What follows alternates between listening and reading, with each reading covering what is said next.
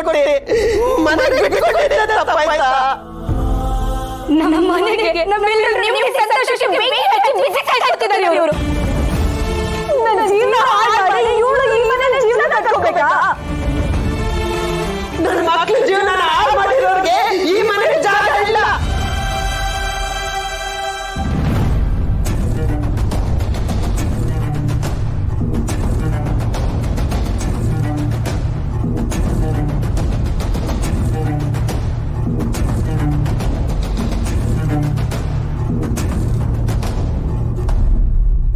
ಮೇಡಮ್ಮರೇ, ನೀವೀಗೆ ಕಂಬದ ಹತ್ರ ಕುತ್ಕೊಂಡು ಅಳ್ತಾ ಇರೋದು ನೋಡಿದ್ರೆ ನನಗೆ ಹೊಟ್ಟೆಲೆಲ್ಲ ಸಂಕಟ ಆಗುತ್ತೆ.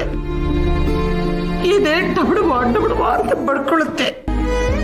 ನೀವೀ ಮನೆಗೆ ಬಂದಾಗೆಲ್ಲ ಮಹಾರಾಣಿ ತರ ಬರ್ತಿದ್ದವರು ಈಗ ಮೂಲೆಯಲ್ಲಿ ಕುತ್ಕೊಂಡು ಅಳೋದನ್ನ ನನ್ನ ಕೈ ನೋಡಕ್ ಆಗ್ತಿಲ್ಲಪ್ಪ, ಆಗ್ತಿಲ್ಲ.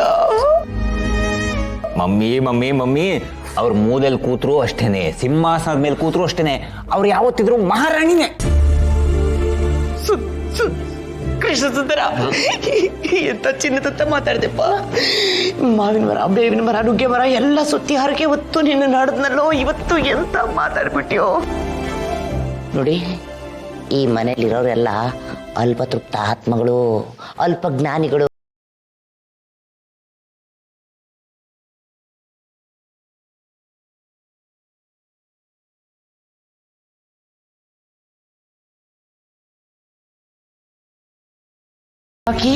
ನಾವಿದ್ದೀವಿ, ನೀವು ಸಮಾಧಾನವಾಗಿರಿ ಮೇಡಮ್ಮರೇ. ಮಮ್ಮಿ ಮಮ್ಮಿ ಮೇಡಮ್ ಅವ್ರನ್ನ ನಾನು ಯಾವತ್ತೋ ಮದರ್ ಇಂಡಿಯಾ ಅಂತ ಅನ್ಕೊಂಡ್ಬಿಟ್ಟಿದ್ದೀನಿ. ಅಂಥದ್ರಲ್ಲಿ ಅವ್ರ ಪರವಾಗಿ ನಾನು ಇಲ್ಲದೆ ಹೆಂಗೆ ಇರೋದಕ್ಕೆ ಸಾಧ್ಯ ಮಮ್ಮಿ? ಏನೋ ನಿಮ್ಮ ಮದುವೆ ಒಂಥರ ವಿಕಾರವಾಗಿ ಆಗೋಯ್ತು. ವಿಚಿತ್ರ, ವಿಶೇಷ ವಿಶೇಷ. ಹೌದೌದೌದೌದು, ಅದೇ ಆ ವಿಶೇಷವಾದ ಮದುವೆಗೆ ನಾನು ಬರೋಕ್ಕೆ ಆಗಲಿಲ್ಲ. ಅದಕ್ಕೇನೆ ಈಗ ನಾನು ನಿಮ್ಗೆ ಹೇಳ್ತಾ ಇದ್ದೀನಿ, you are married happy life madam. Married happy life. Thank you.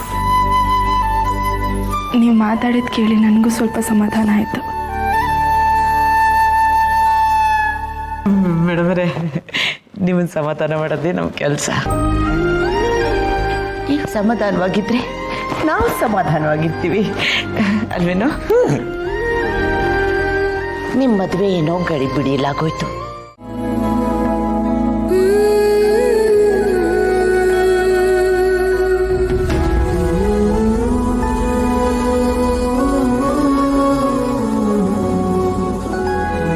Shravani, ಎಷ್ಟೇ ಕೋಪ ಇರಲಿ, ಎಷ್ಟೇ ಸಂತೋಷ ಇರಲಿ, ರೂಮಿಗೆ ಬಂದು ತನ್ನ ತಂದೆ ಫೋಟೋ ಮುಂದೆ ನಿಂತ್ಕೊಂಡು ಅದನ್ನೆಲ್ಲ ಅವಳಿಗೆ ಹೇಳ್ಕೊಂಡ್ರೆ ಅವಳಿಗೆ ಸಮಾಧಾನ ಆಗ್ತಿದ್ದಿತ್ತು. ಆದರೆ ಈಗ ಅದೇ ತಂದೆ ಕೋಪನ ಕಟ್ಕೊಂಡು ಹೋಗಿದ್ದಾಳೆ.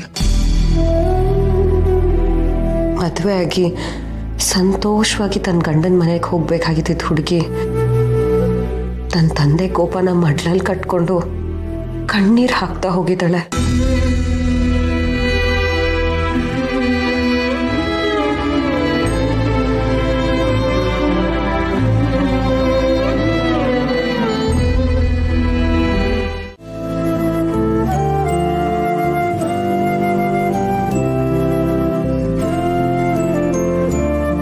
ಅನಂತ ಶಯನ, ಪದ್ಮನಾಭ, ನಿಮಗೆ ಅನಂತ ಅನಂತ ಧನ್ಯವಾದಗಳು. ಸೊಸೆ ಮಗನ ಬಗ್ಗೆ ಎಷ್ಟು ಚೆನ್ನಾಗಿ ವಾದಿಸಿದ್ರಿ. ನೀವು ಇಲ್ಲಿರಬಾರ್ದಾಗಿತ್ತು, ಕೋರ್ಟಲ್ಲಿರ್ಬೇಕಿತ್ತು. ಕಾಂತಮ್ಮನವರೇ, ನಾನು ವಾದ ಮಾಡಲಿಲ್ಲ, ಸಂಬಂಧಗಳಿಗೆ ಅರ್ಥ ಹೇಳಿದೆ. ಸಂಬಂಧಗಳ ಬಗ್ಗೆ ಅರ್ಥ ಹೇಳ್ಕೊಂಡು ಸಮಯನ ವ್ಯರ್ಥ ಮಾಡ್ಕೋಬಾರ್ದು ಅನಂತ ಶಯನ. ಈ ಸಂಬಂಧಗಳು ಕೂಡ್ಕೊಂಡ್ಮೇಲೆ ಅರ್ಥದ ಜೊತೆಗೆ ಶಾಸ್ತ್ರನೂ ಮಾಡಬೇಕಾಗತ್ತೆ. ಶಾಸ್ತ್ರ? ಮವ ಮವ ಮವ ಏನ್ ಮವ, ನೀವು ಮನೆ ಹಿರಿಯರಾಗಿ ನೀವೇ ಶಾಸ್ತ್ರ ಸಂಪ್ರದಾಯವನ್ನು ಮರೆತು ಬಿಟ್ಟರೆ ಹೇಗೆ?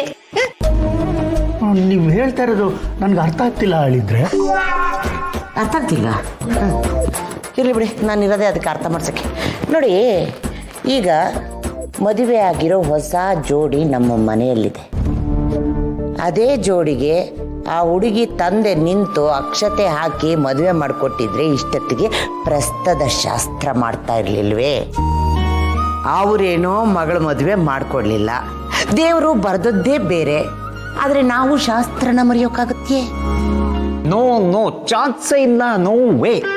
ಜಾಗ ಯಾವುದಾದ್ರೂ ಆಗಲಿ, ಶಾಸ್ತ್ರ ಮಾತ್ರ ಶಾಸ್ತ್ರೋಕ್ತವಾಗಬೇಕು. ಅಯ್ಯೋ, ನನಗಿದು ಹೊಳಿಲೇ ಇಲ್ವಲ್ಲ. ನಿಮ್ಮ ತಲೆಗೆ ಅವಾಗವಾಗ ಏನು ಹೊಳೆಯೋದಿಲ್ಲ ಅಂತಾನೆ ನನ್ನ ಆ ದೇವರು ಇಲ್ಲಿ ಕಳಿಸಿರೋದು. ಈಗಾಗಲೇ ನಾವು ಪ್ರಸ್ತುತಕ್ಕೆ ಬೇಕಾದ ಎಲ್ಲ ವ್ಯವಸ್ಥೆಗಳನ್ನು ಮಾಡಿಬಿಟ್ಟಿದ್ದೀವಿ. ಏನು, ನೀವು ವ್ಯವಸ್ಥೆ ಮಾಡಿದ್ದೀರಾ? ಆಫ್ ಕೋರ್ಸ್ ಮಾವ. ಈಗ ಮದುವೆಗೆ ಅಂತ ಹೇಳಿಬಿಟ್ಟು ಒಂದಷ್ಟು ಹೂವು ಗೀವು ಎಲ್ಲ ತಂದಿತ್ತಲ್ಲ, ಅದು ಹಾಗೇನೆ ಈ ವರ ಮತ್ತೆ ವರದೊಂದು ಮದುವೆ ಆಗಬೇಕು ಅಂತ ಹೇಳ್ಬಿಟ್ಟು ಅದಕ್ಕೆ ಒಂದಷ್ಟು ಡೆಕೋರೇಷನ್ಗೆ ಅಂತ ತಂದಿರಲ್ಲ, ಅದನ್ನೆಲ್ಲ ಮಿಕ್ಸ್ ಮಾಡಿ ಸೇರಿಸಿ ಸಣ್ಣದಾಗಿ ಒಂದು ಬ್ಯೂಟಿಫುಲ್ ಅರೇಂಜ್ಮೆಂಟ್ ನ ಮಾಡಿದೀನಿ. ಏನಲ್ಲೇ ದರಿದ್ರ, ನೀನ್ ಮಾಡಿದ್ಯಾ? ಮಾಡಿದೀವಿ. ದಾರಿಗೆ ಬಹಳ ಒಳ್ಳೆ ಕೆಲಸ. ಅಂತೂ ಈ ಮನೇಲಿ ನೀವಾದ್ರೂ ನಮ್ಮ ಪರವಾಗಿ ನಿಂತಿದ್ದೀರಲ್ಲ, ಅದೇ ಸಂತೋಷ. ದೊಡ್ಡ ಮಾತು ನೀವು ಹಿಂಗೆಲ್ಲ ಹೇಳ್ತಾ ಇದ್ರೆ ನನಗೆ ಕಣ್ಣಲ್ಲಿ ನೀರು ಬಂದು ನಾಚಿಕೆನೇ ಆಗ್ಬಿಡುತ್ತೆ. ಸರಿ, ಶಾಸ್ತ್ರಕ್ಕೆಲ್ಲ ರೆಡಿ ಆಗಿದೆ. ಹುಡುಗ ಹುಡುಗಿನ ತಯಾರು ಮಾಡೋಣ, ನಡೀರಿ. ಸರಿ, ನಾನು ಹಣ್ಣು ಹಂಪಲು ಸ್ವೀಟ್ಸ್ ಎಲ್ಲ ಅರೇಂಜ್ ಮಾಡ್ತೀನಿ.